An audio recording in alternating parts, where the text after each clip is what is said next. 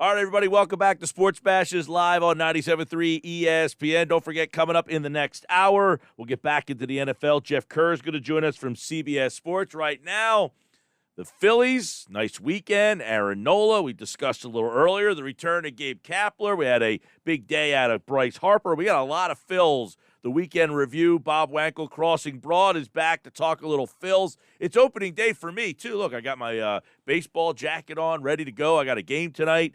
What's going on, Bob? Oh, not much. It was a good weekend for the Phillies. It was a tough road trip, obviously, there with the Braves and Mets. So to come back and take 2 out of 3 against a decent Cardinals team, I think it was encouraging. No, Saturday was a little bit ugly, but really a good weekend that was capped by an outstanding performance by Aaron Nola, who's taken quite a great deal of criticism here in recent starts and recent weeks. And, is he an ace or is he not an ace? And yesterday, complete game shutout, 10 strikeouts, just 2 hits allowed. And if he can pitch like that, that's something that Phillies fans should certainly be excited about moving forward. Yeah, and I don't think Phillies fans don't think he has those in him. It's when he has those in him has been the question. I know, by the way, I was thrilled to see a 9-inning complete game shutout, and I want to get into that in just a bit. But I think Phillies fans didn't question whether he has that in him. It's the fact that, hey, when I need you to have that game, you give it to me in April. I would like it in September as well.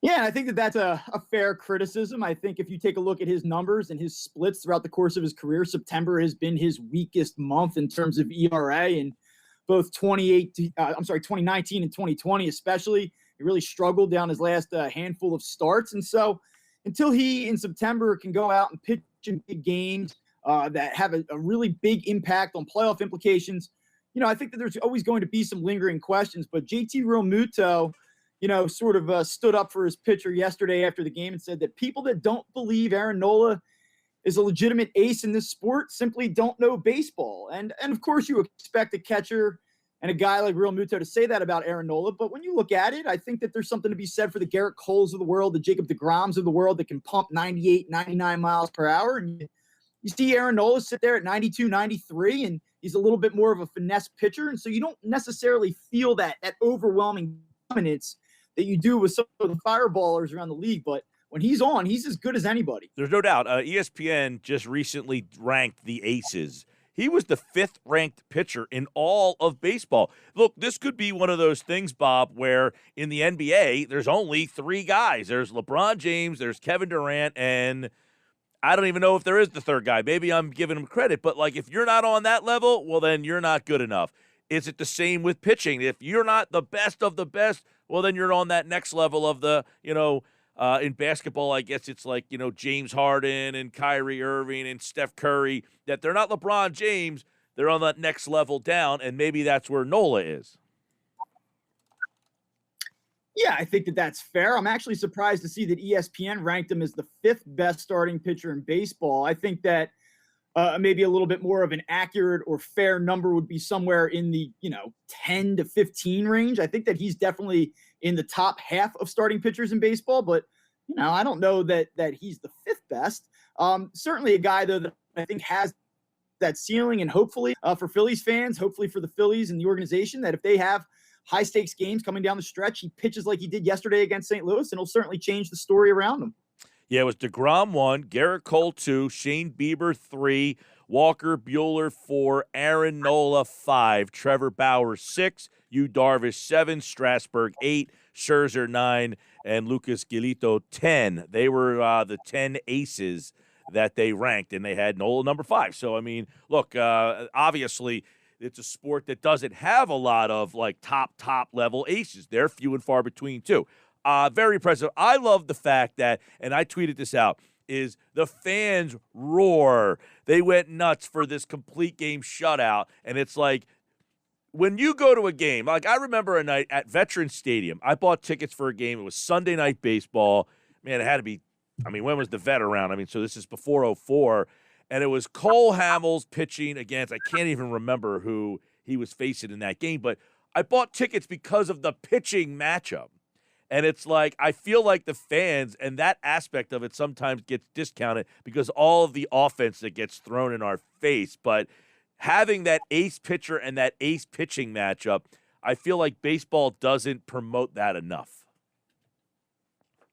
The game's changed, right? You could have a good matchup on paper, but you know that you might only see these guys for 5-6 innings at a time or in a start.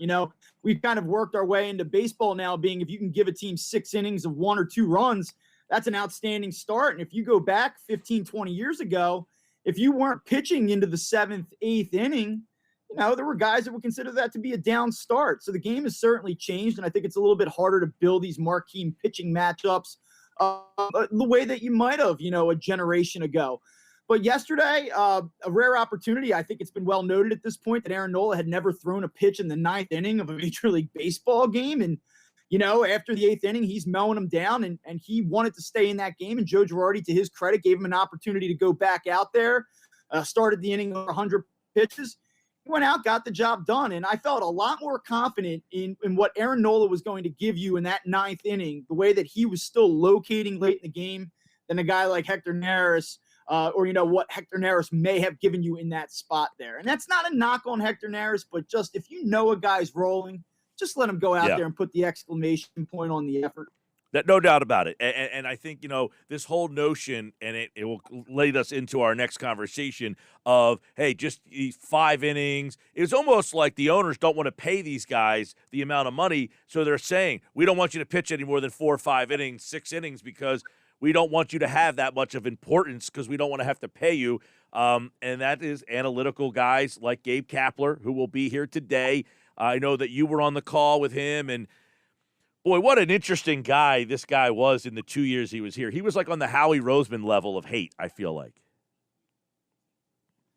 He really was, and I know that you're not the number one Gabe Kapler fan. I sort of found myself in this weird position of observing him for 2 years and saying, I don't agree with this, this decision. I don't agree with some of the in-game strategy, some of the lineups that he would piece together.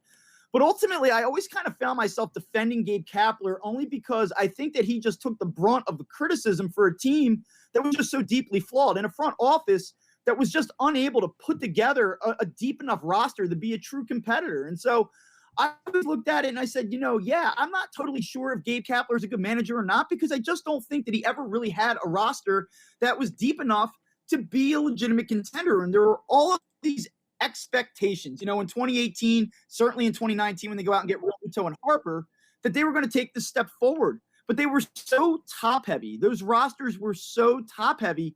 He didn't have the bullpen pieces. He didn't have the lineup depth that was needed to really be a competitor in the NL East. And Joe Girardi found that out last year. You switch over to a guy like Joe Girardi, and it's like, oh, he's more old school, even though he's still a numbers guy. He has the street cred. He has the cachet.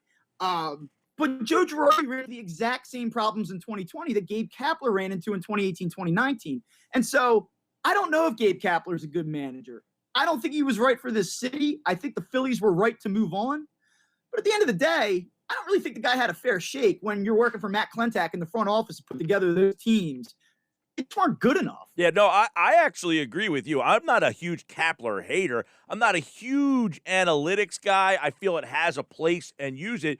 But I agree with you. I said Girardi doesn't get nearly the heat that Kapler got. People thought Kapler was the worst of the worst, and here they had a team that basically putted down the stretch, same thing. You got no bullpen, hard to win games. I thought Gabe Kapler lost some games because of his decisions. But I don't think he was this albatross of a manager that people made him out to be. It's because they don't like analytics. I don't love analytics, but I don't think that is what made him this guy that was hated so much. I think it was the fact that he relied on it so much, and he was kind of like this, not to mention, he's a good-looking guy. People don't like that. It's that's like rubs people the wrong way almost. So I thought he was such a weird fit here, and the whole analytics thing, like the way he came in and really like that was the message, but it didn't really go all that well. It would seem like it was nothing different than what we have now, a team that's going kind of in this middle ground. So I don't think he was horrible. I think people thought he was the worst of the worst. You got a team coming in now that's not very good, and they're not bad right now. They don't have a lot of talent, San Francisco. Yeah, They really don't, especially offensively. But you got to keep in mind the Giants were right there at the end of the 2020 season with the Phillies, right? And the Giants were supposed to be the worst teams in the National League a year ago. So you could make an argument that Gabe Kapler got the most out of that team. And I do think that,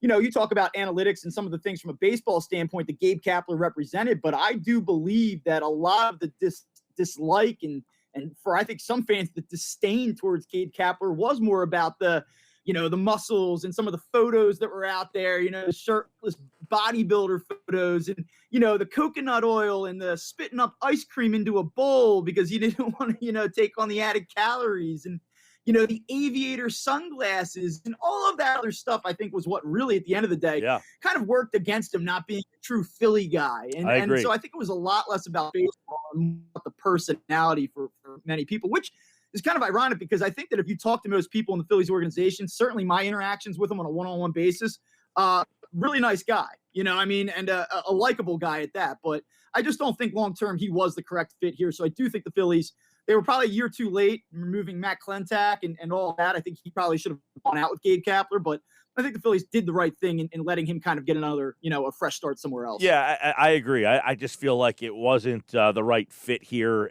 but I also don't feel like the team was no better last year than the two teams that he had. They had the same problems. That being said, this team now, I don't know, after 14 games or 15 games here, if we have a good enough feel, but do they feel like a team that has fixed a lot of the problems? Or you look at center field, do they have other issues? Like, have you learned anything over the 2 weeks that we've seen that this is different than I thought when I saw it? Things evolve as always, but does this team feel like it's heading towards kind of middle groundness? This is a team that has certainly shown some flaws here in the early going. I think that this is a thin team. I think that there are huge problems in center field. I think that that's not a problem that's going away anytime soon. You're talking about a combination of center fielders that are in the midst of an 0 for 33 run right now at the plate. You see the issues that you have at the number 4 spot in your rotation with Matt Moore. He's been a disaster through 3 starts. He's really struggled. Chase Anderson's been only slightly better. We'll see him tonight. He's at least kept the Phillies in games here. He's only pitched 9 total innings, though, over 2 starts. So there are some question marks for sure, and I think that there are some glaring weaknesses on this roster. But again, it's very similar to what we've seen the last couple of years with this team. When the best players are going well, they have the ability to carry this squad. You see Bryce Harper, when he's at his best, he can win games for you. JT Realmuto can win games for you. Aaron Nola and Zach Wheeler, and I think Zach Eflin to a slightly lesser extent, have the ability to win games for this team, but they're going to need to fill in those gaps and fill in those secondary and third tier holes if they're going to truly make a run at the postseason going down the stretch. Yeah, what is your take or timeline for what to do in center field? I mean, do you give Moniak an extended look here? Do you just hit him every day? Are you platooning him? Do you see a Kingery Moniak platoon? Do they just bypass that and go to the next option, which I guess maybe could be Herrera? How do you see this? I don't believe it was really fair to bring up Mickey Moniak this past weekend. I think you say 3 weeks ago that we don't feel that he's ready yet. We like what he's done. Well, obviously, circumstances have changed. The situation dictates a necessity to bring him up, but I don't think it changes the reality for Mickey Moniak that he's probably not ready yet to step in and contribute at a high level or at the level this team needs him to contribute at. And I think you run the risk now of putting a lot of pressure on this kid. I think that things can snowball for him very quickly. 0 for 8 this weekend with 6 strikeouts. I know he walked twice, but he looked a little bit overmatched. And you're talking about a player that's trying to rehabilitate his confidence, and I think he's in a situation where he's kind of in a delicate situation where things could kind of unravel on him pretty quickly. So, but now that he's up here, I don't think that you can kind of jerk him around and send him back down and say, hey, sorry, this isn't working out. We're going to go to, plan C. So I think you have to give him at least 35, 40 at-bats to prove that he can't do it on a consistent basis. And even then, I think that that's a little bit of a short leash. And I don't know. I mean, I think if internally the Phillies are being honest with themselves, if they're okay with bringing up Odubel Herrera at the ownership level, if they're willing to deal with the PR situation, I don't know how that's not where you go next. You have a guy in your organization who 4 years ago produced 60 extra base hits at the major league level. I don't know how you don't take a look at that solution before you go outside the organization to make a move.